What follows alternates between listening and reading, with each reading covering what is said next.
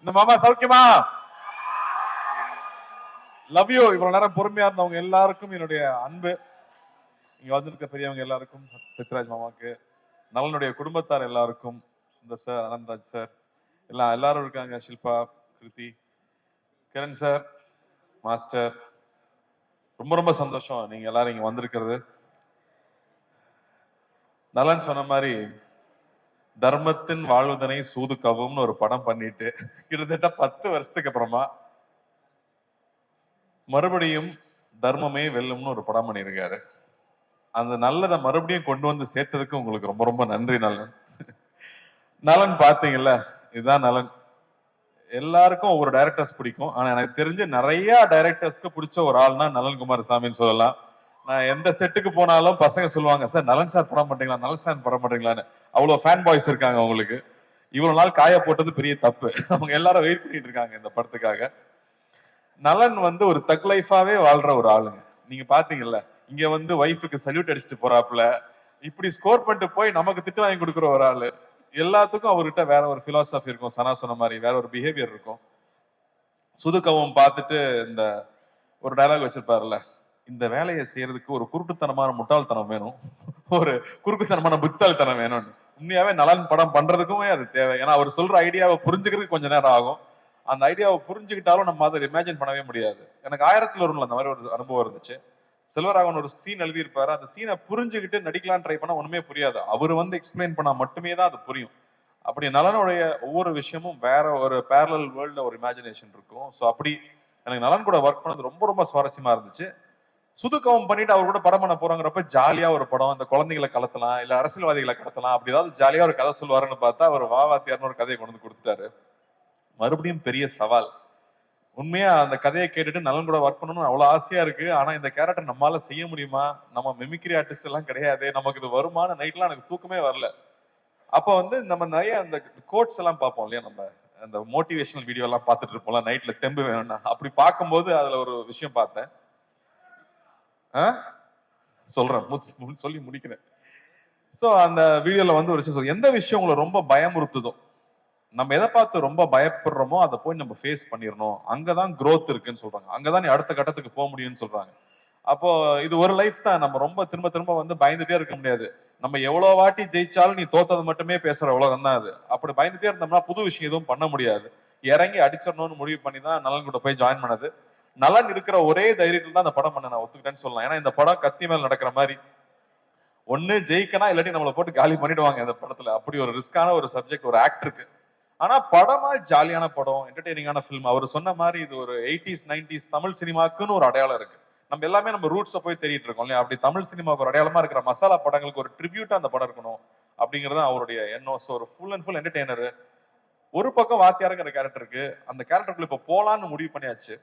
உள்ள போனா அவர் ஒரு பெரிய கடல். புரட்சி தலைவர், மக்கள் திலகம், பொன்மன செம்மல்னு அவர் மக்கள் அவருக்கு வச்சிருக்கிற பேர் அவ்வளவு பெரிய பேர். அவரை பத்தி பேசினாலே புல்லரிக்குது எனக்கு. ஏன்னா அவரை பத்தி தெரிஞ்சுக்க ஆரம்பிச்சது இந்த படத்துக்குள்ள போனதுக்கு அப்புறம் தான். Love you boys, love you. இன்னைக்கும் love you guys, love you மக்களே. இன்னைக்கும் நீங்க வந்து ஒவ்வொரு வீட்டுக்கு போனீங்கன்னா அவரோட புகைப்படத்தை பார்க்க முடியும். ஒண்ணு அதுக்கு பொட்டு வச்சு மாலை போட்டு சாமி கும்பிட்டு இருப்பாங்க, இல்லாட்டி பெருமையா அந்த முகத்தை பார்க்கணுங்கிறதுக்காக வச்சிருப்பாங்க. அப்படி ஒரு பெரிய ஐகான். அவர் வெறும் 60s 90s 70s 80sல இருந்த ஒரு நடிகர் இல்ல, அவர் ஒரு எமோஷன். அவர் ஒரு தனி சகாப்தம். அவர் மாதிரி யாருமே சொல்ல முடியாது. அவர் வாழ்க்கையில சந்திக்காத கஷ்டம் கிடையாது. ஆனா அவர் மாதிரி மக்கள் நேயம், அவர் மாதிரி தாராள குணம் அப்படி யாருமே நம்ம சொல்லிடவே முடியாது. அவர் சாதாரண ஆள் கிடையாது. அவர் வந்து தமிழ் சினிமாவை மாத்திருக்காரு, தமிழ்நாட்டு அரசியலை மாத்திருக்காரு, எத்தனையோ பேர் வாழ்க்கையை மாத்திருக்காரு. அவர் ரசிகர்களுக்கு நல்லதே சொல்லி, நீங்க நல்லது சொன்னா கிரிஞ்சுன்னு சொல்லும் போது நான் நல்லதுதான் சொல்லுவேன், என் ரசிகனும் என்ன மாதிரிதான் இருக்கணும், நல்லதை மட்டுமே சொல்லி கொடுத்து தன் ரசிகனும் என்ன மாதிரியே இருக்கணும்னு பண்ணியிருக்காரு. அவரோட ரசிகர்கள் தண்ணி அடிக்க மாட்டாங்க, தம் அடிக்க மாட்டாங்க. எப்படி அவ்வளவு இன்ஃபுளுன்ஷியலா அவர் இருந்திருக்க முடியும் அவங்கிறது ரொம்ப ரொம்ப ஆச்சரியமா இருக்கு. அவர் பாடல்கள் மூலமா அவ்வளவு விஷயங்களை சொல்லிட்டு போயிருக்காரு. இன்னைக்கு வந்து நியாயம் தர்மம் இல்லாட்டி வந்து தன்னம்பிக்கை வேணும்னா இன்னைக்கும் அவர் பாடல்கள் தான் நமக்கு உதாரணமா இருந்துட்டு இருக்கு. அவர் பாட்டை பாடினாலே வைரல் ட்ரெண்ட் தான். அப்படி ஒருத்தர் அவர் நம்ம பண்ண போறோங்கிறது ரொம்ப ரொம்ப பயமா இருந்துச்சு.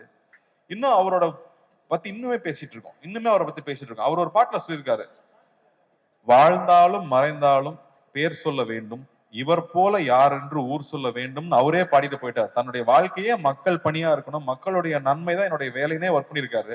அதுக்கு முத்தாய்ப்பா நம்மளோட சென்னை சென்ட்ரல் ஸ்டேஷனுக்கு அவரோட பேரை வச்சிருக்காங்க.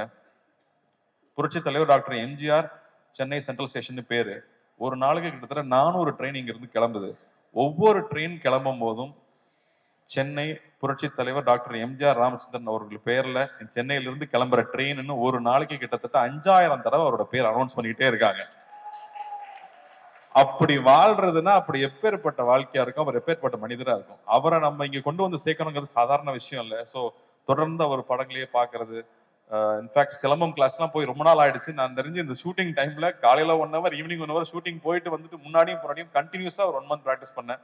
அனலாரிஸ் மாஸ்டர் தான் கூட நின்று அவங்க அப்பா கதையெல்லாம் சொல்லி இன்ஃபேக்ட் வி ரியலி என்ஜாய். இது எங்க ஜெனரேஷனோட ட்ரிபியூட்டா சொல்லலாம். இது ரொம்ப பக்தியோட அந்த கேரக்டர் பண்ணியிருக்கோம்னு நான் சொல்லுவேன். எவ்வளவு சின்சியரா அந்த கேரக்டர் அப்ரோச் பண்ண முடியும்.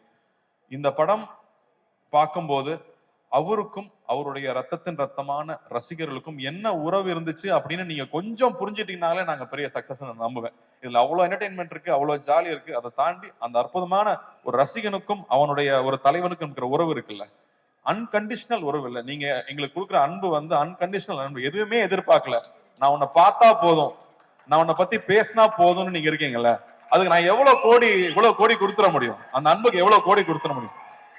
இது ரசிகர்களுக்கு நான் பண்ற ஒரு விஷயமா. உங்களோட அன்பு, உங்க முகத்தை பார்த்து நீங்க கொடுக்குற அன்பு இருக்கு இல்லையா, அந்த அன்புக்கு பரிகாரமா நான் இந்த படத்துல நடிச்சேன்னு நான் சொல்லலாம். ஏன்னா இவர் ரசிகனுக்கும் அவனுடைய தலைவனுக்கும் இருக்கிற அந்த உறவு தான் இந்த படத்துடைய கோர் எமோஷன் நான் சொல்லுவேன். லவ் யூ தம்பி, லவ் யூடா, லவ் யூ ஆல்வேஸ் டா. சோ இந்த படம் ஒரு புது அனுபவம். இந்த படத்துக்குள்ள போனதுக்கு அப்புறம் முக்கியமா நான் ஜார்ஜோடைய ஒர்க்கும் சந்தோஷ் நாராயணோட ஒர்க்கும் கிரண்ஸோட ஒர்க்கும் சொல்லுவேன். ஏன்னா இது வேற ஒரு வேர்ல்டு, ஒரு பேரலல் வேர்ல்டு நலன் கிரியேட் பண்ணி இருக்கிறது. ஏன்னா எல்லாம் 90s கிட்ஸ் தான் சொல்லுவாங்க, டே நலன் யாருன்னு உங்களுக்கு தெரியாதுடா, இந்த படம் வரணும்டா அப்பதான்டா தெரியும்னு 90s கிட்ஸ் கதறது நான் பாக்குறேன். சோ மறுபடியும் நமக்கு ஒரு ஓஜி மறுபடியும் ரொம்ப நாளுக்கு அப்புறம் திரும்ப பார்க்க போறோம். எப்படி எம்ஜிஆர் சார் ஒரு ஓஜி, அந்த மாதிரி திரும்ப ஒரு டார்க் காமெடியோட ஓஜி மறுபடியும் இதுல கொண்டு வந்திருக்கோம். ஸோ ஐம் சோ ஹாப்பி நலன் கூட ஒர்க் பண்றது. நான் நலன் மாதிரி டைரக்டர் நான் அடிக்கடி யோசிப்பேன், தெலுங்குல பெரிய படங்கள் பண்றாங்க, மலையாளத்துல வித்தியாசமான படம் பண்றாங்க, தமிழுக்கு என்ன அடையாளம் இருக்கு, நம்ம வித்தியாசமா என்ன பண்றோம். ஏன்னா இங்க ரொம்ப பயந்துட்டே இருந்தோம்னா யூஸ்வலான ஃபிலிமே பண்ணிட்டு இருந்தா பிரயோஜனம் இல்லை, புது விஷயங்கள் பண்ண முடியாது. அப்ப இந்த மாதிரி டைரக்டர்ஸ் ரொம்ப ரொம்ப முக்கியம்னு நான் நினைக்கிறேன். அவங்க தொடர்ந்து படம் பண்றது முக்கியம்னு நினைக்கிறேன். ஸோ அந்த வகையில நலன் மறுபடியும் இந்த படம் பண்ணது, அது இந்த மாதிரி ஒரு டஃப்பான சப்ஜெக்ட் எடுத்துட்டு அதை இவ்வளவு ஜாலியா டெலிவர் பண்ணது ஐ அம் சோ ப்ரௌட் நலன். இந்த மாதிரி பேரியர் பிரேக் பண்ணலாம், புது விஷயங்கள் ட்ரை பண்ணவே விட மாட்டாங்க நம்மள. அந்த வகையில I am so happy. And இந்த படத்துல வாத்தியாரா இருக்கணும்னு எல்லாம் சொல்லிட்டாங்க. ஆனா அதுக்கான மேக்கப் போடும்போது அவ்வளோ பயமா இருக்கும், பயந்தே நடிச்சிருக்கேன். பூர்ணிமா தேங்க்யூ. ஐ திங்க் ஒவ்வொரு காஸ்டியூமும் ஒரு 10-15 தடவை கரெக்ட் பண்ணிருப்போம். பொறுமையா ஒவ்வொன்றும் பர்ஃபெக்ஷன் வர வரைக்கும் பண்ணி கொடுத்துட்டே இருப்பாங்க. அதே மாதிரி செரீனா ஆகட்டும், என்னோட மேக்கப் மேன் முருகன் ஆகட்டும், அந்த மீசை வரையறதுல இருந்து அந்த உருவம் வேஷம் போட்டு அவரா நிற்கும் போது அவர் எப்படி இருந்திருப்பாருன்னு யோசிச்சோம்னா நமக்கு தலையெல்லாம் சுத்திடும். அவரை பத்தி கேள்விப்பட்ட கதைகள், அவ்வளவு கதைகள் வந்துட்டே இருக்கு. இன்னும் நல்லா அழகா சொல்லிட்டு இருந்தாப்புல. ஒருத்தர் பத்தி விசாரிச்சோம்னா ஒரு 10 கதை சொல்லுவாங்க சார், அவரை பத்தி மட்டும் விசாரிச்சா எங்க போனாலும் கதையா வந்துட்டு இருக்கு. அவர் மக்களுக்கு போய் செஞ்ச விஷயங்கள், மக்களை போய் தொட்ட விஷயங்கள் 1-2 சொல்ல முடியாது, அவ்வளவு இருக்கு. ஒரு உதாரணம் சொல்றேன், அவருடைய கான்வாய் போயிட்டே இருக்குமா ராதாகிருஷ்ணன் ரோட்ல. அப்ப கால் இல்லாத ஒருத்தர் அங்க டெய்லி நின்று காலில் பாப்பாராம். கார் போகும்போது, ஏப்பா டெய்லி காலில் நிக்கிறியா, எதுக்குப்பா இங்க நிக்கிறான்னு கேட்டதுக்கு, அவருன்னு உன்னை பார்க்கவா போறாரு, வண்டி வேகமா போகுதுன்னு சொன்னதுக்கு அவர் சொன்னாராம், கோயிலுக்கு நம்ம போறோம், சாமி நம்மளை பார்க்கணும் போறோம், நாம தானே சாமியை பார்க்க போறோம், நான் தான் அவரை பார்க்க வந்தேன்னு சொன்னாராம். இப்படியே போயிட்டு இருந்த கார் ஒரு நாள் நின்றுருக்கு. அவரே இறங்கி வந்திருக்காரு, கையில எவ்வளவு பணந்ததுன்னு தெரியாது, எடுத்து கொடுத்துருக்காரு. கடை வச்சு பொழைச்சிக்க, பீடி சிகரெட் விற்க கூடாதுன்னு சொல்லியிருக்காராம். சோ இப்படி அவரு கிட்ட அவரை பார்த்தா இன்சிடென்ட்ஸ் வந்துட்டே இருக்கு. சோ அவரோட கோடான கூட ரசிகர்கள் எல்லாரும் இருக்காங்க. அவங்க எல்லாரும் நிச்சயமா நாங்க திருப்திப்படுத்தோம்னு நம்புறேன். சத்யராஜ் மாமாவே இங்க இருக்காரு, நான் பயந்தே தான் நடிச்சிருக்கேன்னு சொல்லுவேன். அவர்கிட்ட கேட்டுட்டே இருப்பேன், வாகேஸ்வர் சார்கிட்ட கேட்டுட்டே இருப்பேன், ராஜ்கிரண் சார் கிட்ட கேட்டுட்டே இருப்பேன். சோ ரொம்ப சந்தோஷமா இருக்கு இந்த படம் வெளியே வருதுங்கிறது. சத்யராஜ் மாமா மறுபடியும் ஒரு மொட்டை பாஸ் வில்லனா நடிச்சிருக்கிறது ஒரு ஸ்பெஷல் எலிமெண்ட்னு சொல்லலாம் இந்த படத்துல. ராஜ்கிரண் சார் ஒரு கம்ப்ளீட் டிவோட்டட் எம்ஜிஆர் அவர்களுடைய ஃபேனா நடிச்சிருக்காரு, தாத்தாவா நடிச்சிருக்காரு இந்த படத்துல. ஆனந்தராஜ் சார் ஒரு பயங்கர ஸ்பெஷல் பிந்தாஸ் கேரக்டர் அவரு. சுந்தர் சார் எல்லாருக்கூடையும், Shilpa I think very brave of you to do this கேரக்டர்னு நான் சொல்லுவேன். ஏன்னா அவங்களுக்கு கண்ணம்மா ஒன்னு சாங்ல எல்லாரும் பார்த்து எல்லாம் கிறங்கிருக்காங்க பசங்க. மறுபடியும் இந்த படத்துல வேற ஒரு கேரக்டர்ல அவங்க பண்ணியிருக்காங்க. So this will be a very special film. ஜார்ஜோட ஒர்க் எக்ஸலண்டா இருக்கு. சனாவோட ஸ்கோர்ஸ் கொஞ்சம் கொஞ்சமா நான் பார்த்துட்டே இருக்கேன். டெஃபினட்டா வந்து ஒரு எபிக் சூப்பர். சனா சொன்ன மாதிரி நமக்கு சூப்பர் ஹீரோவா வந்து சினிமாவில் வந்தது எம்ஜிஆர் அவர்கள் தான். அவர் நம்மளுடைய உடல் பொருள் ஆவியில கலந்தவரா இருக்காங்க. நமக்கு முன்னாடி நம்ம பார்த்த ஐகான்ஸ் எல்லாருமே. ஸோ அவர் நம்ம சூப்பர் ஹீரோ எடுத்துட்டா நானும் இந்த படத்தை ஒரு சூப்பர் ஹீரோ ஃபில்மாவே பாக்குறேன்னு சொல்லலாம். ஆனா நம்ம ஊர் மசாலா, நம்ம ஊர் ஸ்டைல்ல ஒரு படமா அது வந்திருக்கு. எல்லாருக்கூடயும் ஒர்க் பண்ணது ரொம்ப சந்தோஷம். இது ரொம்ப வருத்திக்கிட்டு நிறைய எஃபர்ட் போட்டு பண்ண படம். ஸோ நிச்சயம் இந்த படம் வெற்றி அடையணும். ஞானவேலுக்கு வந்து மிரக்கல் தான் இந்த படம் வந்து இப்போ வந்து இறங்கி இருக்கிறது. அது புரட்சி தலைவரோட ஆசீர்வாதத்தோட இந்த படம் நல்லபடியா வந்து ரிலீஸ் ஆகணும். உங்க எல்லாருக்கும் ஒரு பெரிய அன்பு, பெரிய நன்றி இங்க வந்து இதை கலந்துக்கிட்டு வாழ்த்துனதுக்கு. பத்திரிகை தொலைக்காட்சி நண்பர்களுக்கு முக்கியமா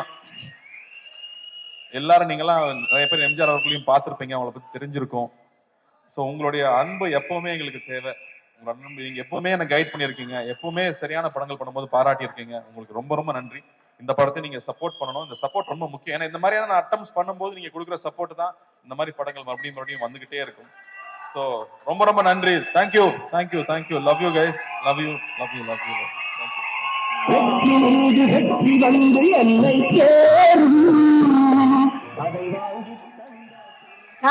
அப்புறம் இன்னும் இது ஒரு 5 பசங்க பொடி பசங்க நடிச்சிருக்காங்க. Hello guys. அவங்க எல்லாருக்குமே இது புதுசு. அதே மாதிரி கிருத்திக்கு ஃபர்ஸ்ட் தமிழ் படம். எல்லாரும் கீர்த்தின்னு கூப்பிடுறாங்க. எனக்கு கோவம் வரும், அது கிருத்திங்க அப்படின்னு. அதுவும் இல்லாம அவங்க வந்து நான் சின்ன வயசுல இருந்து உங்க ஃபேன் சொல்லி நம்மளை வெக்கப்பட வச்சிருவாங்க. செட்டுக்கு வந்து நம்மளை வெக்கப்பட வைக்கிற ஒரே ஆள் கிருத்தி தான். அவங்களை பாக்குறக்கே பயமா இருக்கு எனக்கு. All the best Kriti. ஒரு கிரேட் டான்சர். ஃபர்ஸ்ட் டே ஷூட்ல வந்து அப்படி கால் மேல கால் போட்டு உட்காந்து what can I to for you அப்படிம்பாங்க. நம்ம ஜாலி டு மீட் யூன்னு சொல்லணும். I think the way she carried herself. வரும். The way she researched for the character, the way she came and did it. அவ்வளோ அழகா பண்ணியிருந்தாங்க. You have a bright future. Keep working hard.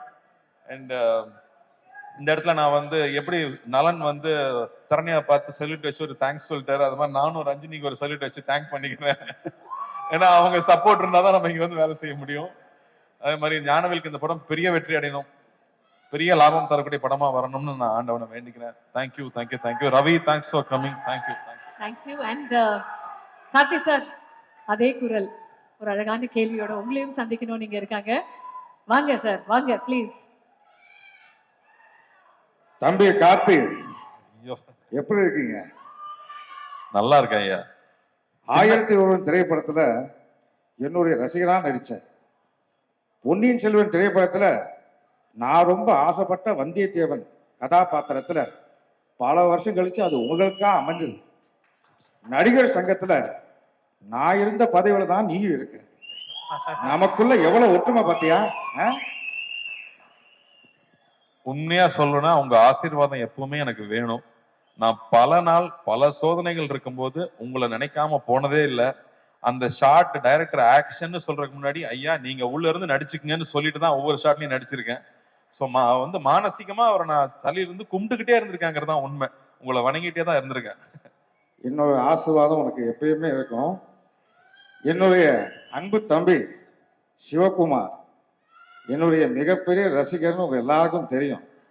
நீங்க என்ன மாதிரி நடிக்க போறீங்கன்னு அவர்கிட்ட சொன்னதுக்கு அப்புறம் அவருடைய முதல் ரியாக்ஷன் என்னவா இருந்தது? வாத்தியார்னு ஏன் சொல்றாங்கன்னா, எத்தனை சூப்பர் ஸ்டார் வந்தாலும் எல்லாத்துக்கும் பாதை போட்டு கொடுத்தது அவர் தான் வாத்தியார். அதனால அது பண்றப்ப ரொம்ப கேர்ஃபுல்லா இருக்கணும் அப்படின்னு சொன்னது. அண்ட் அதுக்கு எவ்வளவு மெனக்கெட்டுக்கணுங்கிறது. அப்பா கூட அவர் நடிச்சிருக்காரு. அப்ப வந்து சில ஆக்டர்ஸ் இருப்பாங்க, அவங்களுக்கு வந்து அடிக்கிற மாதிரி நடிக்கிற சீன் இருந்ததுன்னா அடிச்சிருவாங்களாம், அப்பதான் ரியலா இருக்கும்னு. அப்ப அப்பாவும் போய் அவர்கிட்ட சொல்லியிருக்காரு இந்த மாதிரி, ஆனா நீங்க அடிச்சிருக்கனே, நீ நடிகன் தானே, நான் அடிக்கிற மாதிரி நடிக்கிறேன், நீ அடி வாங்கின மாதிரி நடின்னு சொல்லுவாராம். சோ அவ்வளவு கேர்ஃபுல்லா பாத்துக்கு வரோம் ஒவ்வொரு ஆர்டிஸ்டையும். இன்னைக்கு இருக்கிற ஸ்டண்ட் யூனியன் ஆகட்டும், இன்னைக்கு இருக்கிற நடிகர் சங்கம் ஆகட்டும், எத்தனையோ சின்ன சின்ன யூனியன் ஆரம்பிச்சது அவர் தான். ஏன்னா எப்பவுமே அடுத்தவங்க நல்லா இருக்கணும்னு சொல்லி ஒவ்வொரு திட்டத்தையும் பிளான் பண்ணது அவரா தான் இருக்காரு. எல்லாத்துக்கும் முன்னோடியா அவரா தான் இருந்திருக்காருங்கிறது ரொம்ப ரொம்ப பெருமையான விஷயம் நமக்கு. அதனாலதான் அவர் என்னைக்குமே இன்றும் மார்க்கண்டேனாவே இருக்கார். வாழ்த்துக்கள். நன்றிங்க. அப்புறம் காத்து வாவாதியாரேன்னு சொன்ன உடனேயும் கூப்பிட்ட குரலுக்கு முதலாளா நான் வந்து நிற்பேன். நீயும் அப்படிதான் நினைக்கிறேன், அப்படிதானே?